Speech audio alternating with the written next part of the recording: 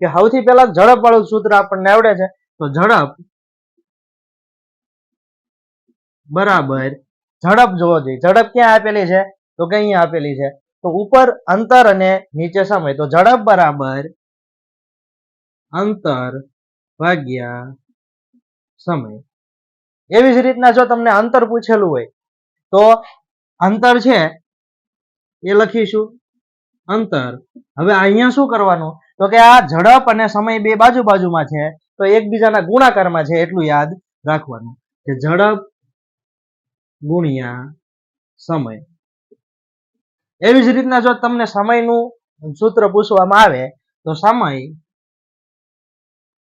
બરાબર જો સમય અહીંયા છે તો અંતર અને ઝડપ એકબીજાના ઉપર નીચે છે તો આપણે એ રીતે જ લખશું અંતરના છેદમાં